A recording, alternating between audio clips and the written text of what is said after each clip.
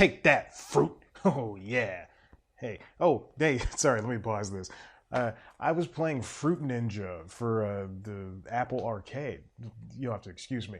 Yeah, and that's true. Fruit Ninja's still around. In fact, they made a special version for Apple Arcade. And what's Apple Arcade? Well, it's a new subscription that I got a free 3 months to, and I'm really trying to work my way through it. They've got all these great games. They got NBA 2K23, not the full version apparently. They've got animation domination racing. They've got some Japanese drum game. They've got a Shovel Knight. They've got their own Shovel Knight game.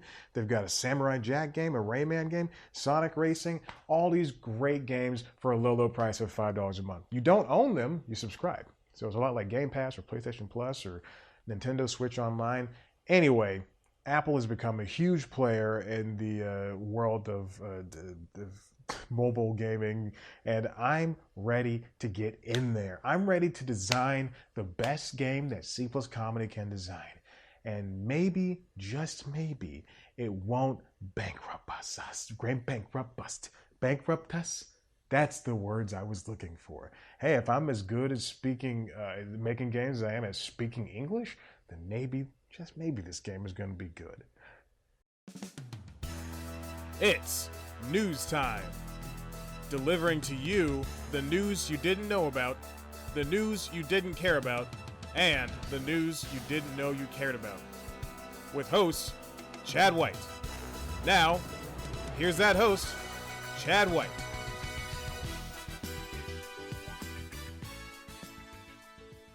Welcome back to News Time. I'm your host, Chad White, and this is definitely not the second take of the intro for the Apple Arcade news that you didn't know about. You heard that right. Apple Arcade. That's the topic. That's how much I'm scraping the barrel. All right.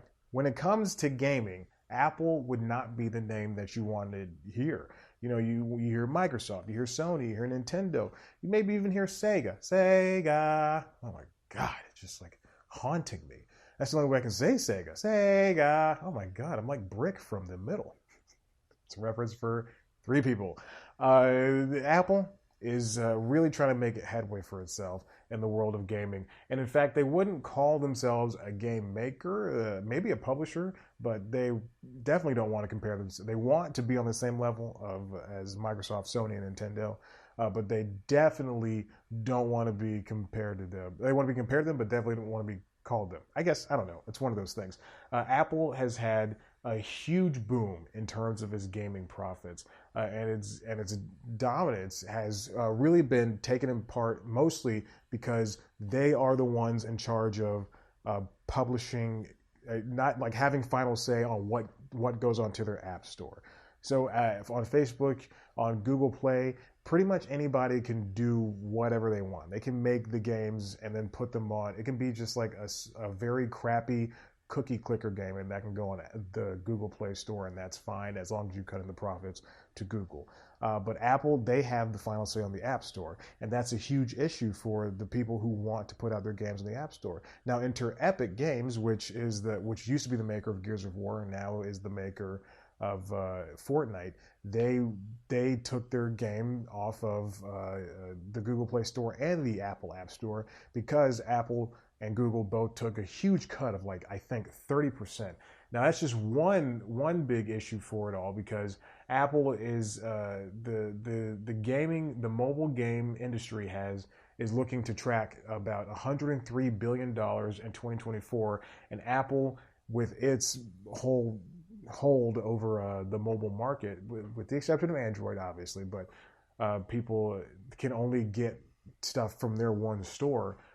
They are driving up about $45 billion in the fiscal year of 2020 this comes from Wall Street Journal, to their App Store belongings. Now, they dropped the iPhone in the early mid 2000s, and when the App Store launched a year later or so, it was just like apps like you could drink a fake beer, and that was like the thing.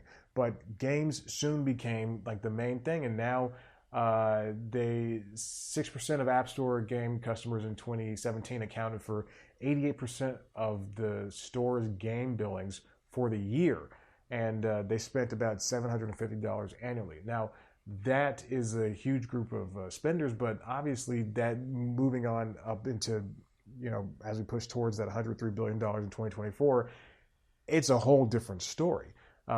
Now, the issue is, one of the issues is, besides the Epic Game thing, is that Apple doesn't want, like I said earlier, to be compared to Xbox and Nintendo and Sony. Microsoft, Nintendo, and Sony is what I meant to say.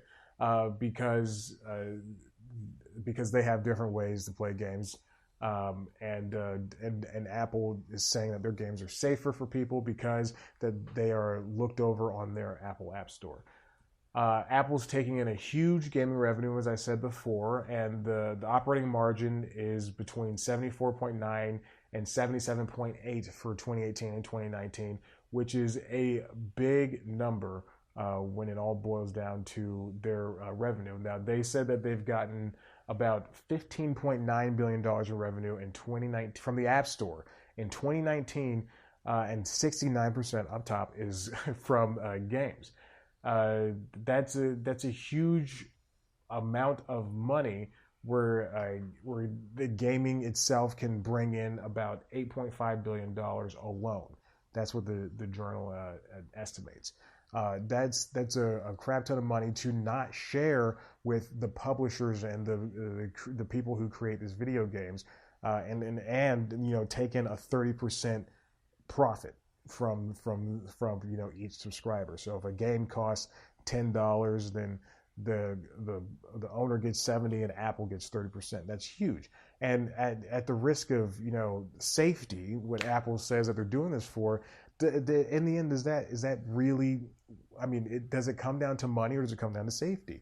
If they had more app stores, then people would be able to would be more willing to sell their games and apps at smaller prices. And I mean, heck, maybe even these subscription-based games that have like in-app purchases, they would be, and I'm not saying loot games, but like in-app purchase games would be a little bit cheaper had they had the chance to be able to do so. But who knows? In the end, Apple is running a racket over on iOS, and unrightly so.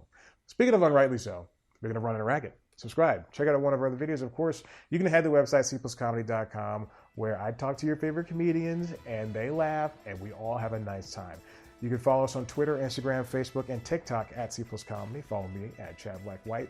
You can listen to the Constitutionals podcast wherever you get your podcasts. And God, I gotta get back to Fruit Ninja. I gotta get back to slashing them fruits.